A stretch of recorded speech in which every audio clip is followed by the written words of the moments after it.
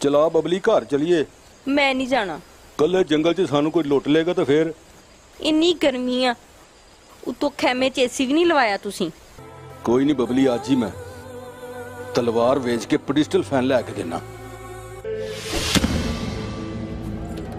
तू इत्थे खलो, पिछे हो जा, पिछे हो जा। खबरदार जे इथों हिले ते सब तो पहले अपने मोबाइल मेरे हवाले करो। बबली फटाफट घर पहुंच, मेरी वड्डी बंदूक लेके आ। चुप करके सिलेंडर कर दे ओए। ओए सरेंडर होंदे ही मामा आ फिर फड़ ला मैनू। ओए किक्का मारो घोड़िया नू, फड़ लो इनू।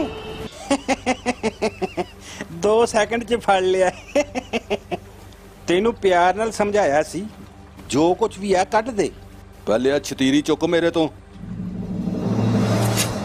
मैं दुआने को टक ला देनी। उस्ताद तेरे को चाकू नहीं वजदा ते चपेड़ा ही मार रहा। तेरी जेब चो एक आना नहीं निकलिया, की गल आबा तेनू खर्चे नू कुछ नहीं देंदा? चलो सिपाहियों नू लैके चलदे हैं। और रहन दे उस्ताद जी, अगे साडी रोटी नहीं पूरी होंदी। बकवास ना कर। ए च की आ ओए? तुहाडी मरी मां दा फजूल समान आ। की बकवास की तेरी मां दी, तेरी भैन दी ऐसी दी तैसी। वापस रखो। तो जदों दी मेरी जिंदगी चाहिए, मैं 12 साल का हो गया।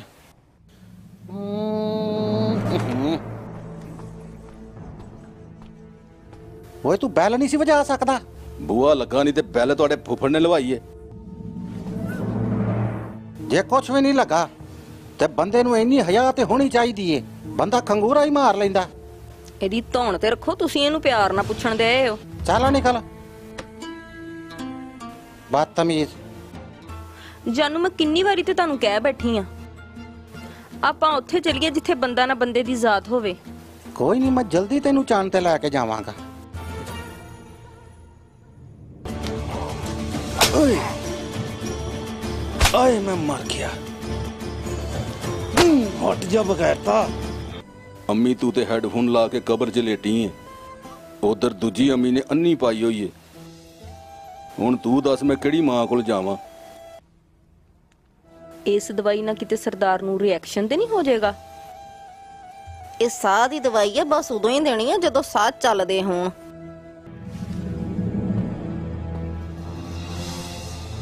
मेरी गैर मौजूदगी विच तुसी इत्थे की करन आए हो?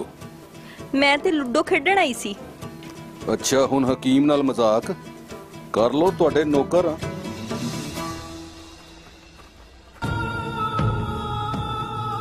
राणे की गल आ?